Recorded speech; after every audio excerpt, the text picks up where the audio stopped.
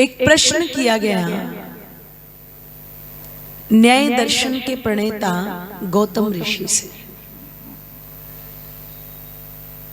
और प्रश्न था कि संसार के जितने भी मनुष्य हैं, या मनुष्य को छोड़ दीजिए आप, संसार के जितने भी जीवधारी हैं, जिनमें भी जीवात्मा है, जीवात्मा के 6 लक्षण होते हैं, और उन 6 लक्षणों में सबसे पहला जो लक्षण है वो क्या है? इच्छा। ये इच्छा करता है, चाहे मानव के शरीर में हो, चाहे चींटी के शरीर में हो, चाहे हाथी के शरीर में हो, चाहे किसी भी पशु पक्षी के शरीर में हो। ध्यान रखिएगा, जहां जीवात्मा है वो इच्छा करता है, और इच्छा सुख की करता है कि दुख की करता है? सुख की करता है। गौतम ऋषि से प्रश्न किया गया, चाहते सब सुख है, और यदि हम मनुष्य की बात करें तो सब मनुष्य अपने जीवन में सुख चाहते हैं, शांति चाहते हैं, आनंद चाहते हैं, लेकिन वो मिलता नहीं है। उसका कारण क्या है? अगर कोई व्यक्ति कहे कि संसार के बहुत सारे साधन मैं अपने पास एकत्रित कर लूं और मुझे सुख मिल जाएगा, तो कहीं कहीं तक ये मानसिकता काम करती है, लेकिन ये फैक्ट नहीं है। क्योंकि अगर इसमें यथार्थता होती, सत्यता होती, तो 2020 का आंकड़ा उठा करके देखिएगा, दुनिया के अंदर 80% सुसाइड करने वाले उन लोगों की सूची आपको मिलेगी जिनके पास में धन, वैभव, साधनों की किसी प्रकार की कोई कमी बोलो नहीं थी। 20% में दूसरे कारण आपको मिलेंगे। एक रिपोर्ट में पढ़ रही थी 2020 की, तो 80% का आंकड़ा छोटा तो नहीं है ना, बहुत बड़ा है। 80% लोग वो आत्महत्या कर रहे हैं, वो अपनी जान दे रहे हैं जिनके पास में साधनों की कोई कमी नहीं।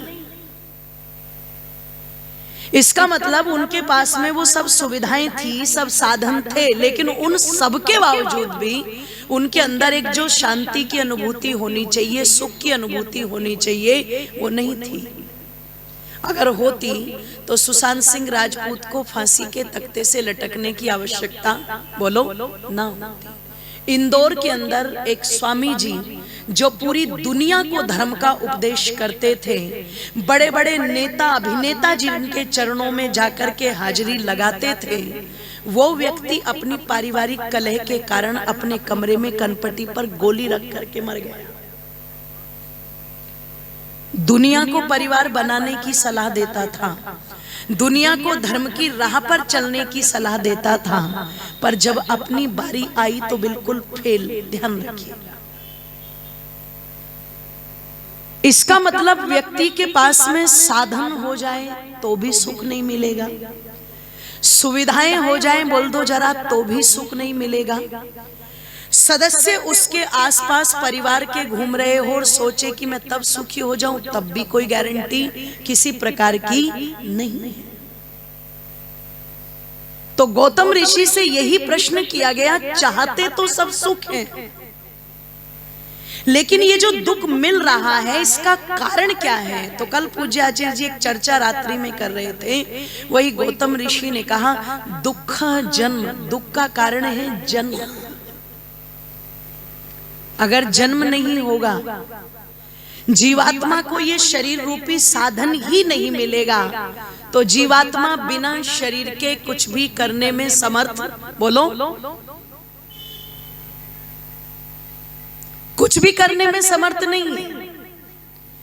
इसलिए जो लोग कहते हैं ना, वो व्यक्ति मर गया और अब उसकी आत्मा भटक रही है और वो दूसरों के शरीरों में प्रवेश करती घूम रही है, ये बात यहाँ पर बिल्कुल झूठ साबित हो जाती है। क्योंकि हमारा सिद्धांत कहता है, हमारे शास्त्र कहते हैं, बिना शरीर के जीवात्मा कुछ भी करने में समर्थ बोलो। ये शरीर साधन मिला है उसको, तो जो लोग कहते हैं कि जी वो मरा और उसकी आत्मा निकल करके अब अपना काम कर रही है, अपने लक्ष्य के लिए भटक रही है, तो मैं पूछा करती हूं ये भटकती क्यों है? कि जिनकी इच्छा अधूरी रह जाती है, जिनकी इच्छाएं पूरी नहीं होती, वो आत्माएं क्या करती हैं बोलो? चांदपुर में भी तो भटकती होंगी ना एक दो। गर्दन लड़के कह रहे बोले बहुत। कोई पीपल के पेड़ पे होगी, कोई बड़ के पेड़ पे हो गई, कोई तिराहे पे होगी, कोई चौराहे पे होगी। बोले जिनकी इच्छा अधूरी नहीं होती वो भटकती रहती है। मैंने कहा ये अड़ोसी की माँ पड़ोसी की माँओं की इच्छाएं क्यों अधूरी रह जाती है, और यही क्यों भटकती है और यही क्यों चिपटती है? अगर देखा जाए इतिहास के पन्नों को उठा करके, तो देश को आजादी दिलवाने के लिए जितने भी देशभक्त उस समय निकले थे, आधे अधूरे सपनों को लेकर के फांसी के तख्ते पर चढ़े थे। बोलो क्या उनकी इच्छा पूरी हो गई थी? ध्यान रखिएगा। शहीद आजम भगत सिंह की माताजी जेल में मिलने के लिए गई, तो माँ की आंखों में आंसू इसलिए आ गए थे कि कहां तो बेटे की शादी देखती, घुड़चढ़ी देखती, कहां फांसी चढ़ी की विदाई देने के लिए आ गई। इच्छा तो उनकी भी अधूरी थी। इच्छा तो भगत सिंह की भी अधूरी थी जब माँ से ये बोल दिया था कि माँ मैं तो आजादी रूपी दुल्हन को लाने के लिए जा रहा हूं। शायद उस सूर्य को मैं तो ना देख पाऊं, लेकिन आगे वाली पीढ़ी एक दिन आजाद भारत का सूर्य अवश्य देखेगी। इच्छा तो भगत सिंह की भी अधूरी थी। इच्छा तो चंद्रशेखर आजाद की भी अधूरी थी कि इलाहाबाद के अल्फ्रेड पार्क के अंदर कनपटी पर गोली रख करके उड़ाना पड़ा। इच्छा तो पंडित राम प्रसाद बिस्मिल की भी अधूरी थी कि वक्त आने दे बता देंगे तुझे ए आसमां, हम अभी से क्या बताएं क्या हमारे दिल में है। ये अधूरी तो थी इच्छाएं। ये लोग भी तो अधूरी इच्छाओं को लेकर के गए। तो मुझे ईमानदारी से बताओ, आज तक पूरे भारत में कहीं आपके कानों में सुनाई आई किसी को भगत सिंह चिपट गए हो? क्यों जी? कोई चांदपुर में तरवाने आया हो, भैया इसके सर पर पंडित राम प्रसाद बिस्मिल चिपट गए, इसके अंदर तारना जरा एक बार। छत्रपति शिवाजी चिपट गए हो, महाराणा प्रताप चिपट गए हो, झांसी की रानी लक्ष्मीबाई चिपट गई हो। इच्छाएं तो ये भी अधूरी लेकर के गए थे। और जो लोग कहते हैं ना इसकी माँ उसको चिपट गई, इनकी तो छोटी छोटी तुच्छ तुच्छ इच्छाएं, पर उनकी तो इतनी बड़ी बड़ी महान इच्छाएं थी, वो तो किसी को आज तक नहीं चिपटे, उनकी तो आत्मा आज तक नहीं भटकती। ये छोटे छोटे चिल्लरों की आत्माएं क्यों भटकती घूमती है? सोचो, विचार करना। जो लोग कहते हैं कि चिपट जाती हैं आत्माएं, ध्यान रखना, शरीर एक समय में एक ही जीवात्मा को धारण करता है। उसमें 2, 4, 50 नहीं रह सकते कि इसमें 4 घुस गए, 5 घुस गए, 9 घुस गए और 10 घुस गए। इंसान है कि गोडाउन बना रखा है जो सब घुसते जा रहे हैं उसमें। और जब जीवात्मा शरीर को छोड़ देता है तो वो परमेश्वर की व्यवस्था से और अपने कर्मों के आधार पर फिर अगली योनि को धारण बोलो करता है। सती मूले तद विपाको जाति आयु, ये व्यवस्था है। इस व्यवस्था को बड़ी गहराई से समझाते हैं हमारे ऋषि। तो कहा तुम दुख नहीं चाहते ना, तो दुख का कारण है जन्म। जन्म होता है तो दुख होता है। इसलिए व्यक्ति कहते हैं ना, जीते जी के सारे झगड़े हैं, मरने के बाद तो सारी स्थितियां समाप्त लोग सोचते हैं ना, पर ऐसा नहीं है।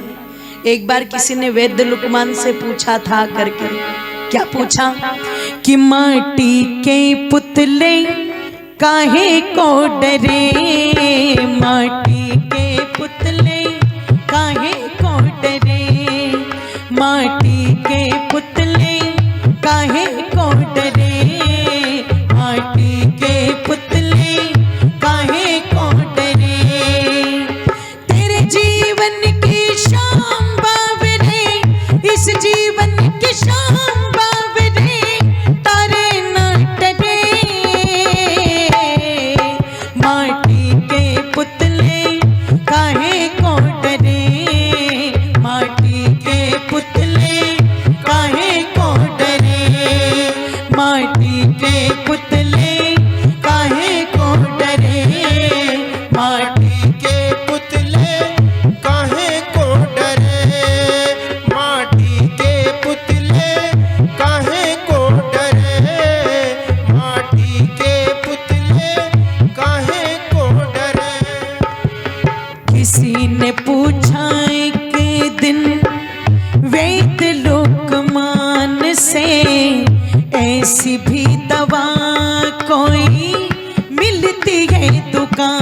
से किसी ने पूछा एक दिन वेद लोकमान से, ऐसी भी दवा कोई मिलती है दुकान से, जिसको खाकर कोई भी कभी न मरे।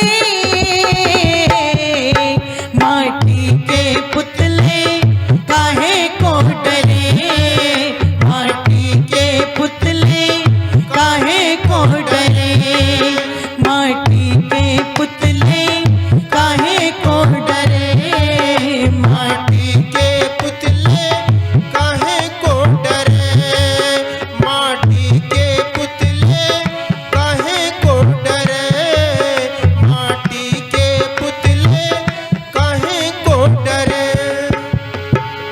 उत्तर मिला इसमें कोई चले चतुराई ना, मर्ज की दवा है रे बंदे मौत की दवाई ना।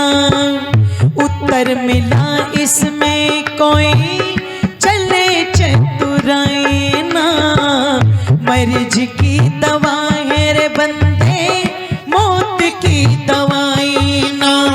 काली बीकरा बेरी एक दिन सबको चले,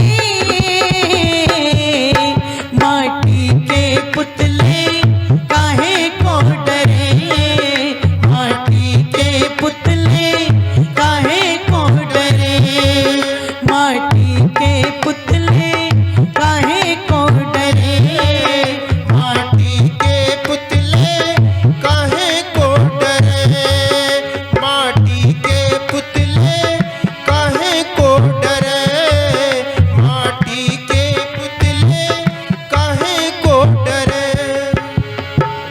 ऋषि हो या मुनि हो या संत हो फकीर हो, आना हो अदला हो या बादशाह वजीर हो, ऋषि हो या मुनि हो या संत हो फकीर हो, आना हो अदला हो या बादशाह वजीर हो, जाएंगे जरूर एक दिन हो, जाएंगे जरूर एक दिन खोटे खने, माटी के पुतले काहे को डरे, माटी के पुतले काहे को डरे, माटी के पुतले काहे को डरे, माटी के पुतले काहे को डरे। तेरे जीवन की शाम बावरे, इस जीवन की शाम बावरे, तारे ना डरे, माटी के पुतले काहे को डरे, माटी के पुतले काहे को डरे, माटी के पुतले काहे को डरे, माटी के पुतले काहे को डरे, माटी के पुतले काहे को डरे, माटी के पुतले काहे को डरे, माटी के पुतले काहे को डरे, माटी के पुतले काहे को डरे।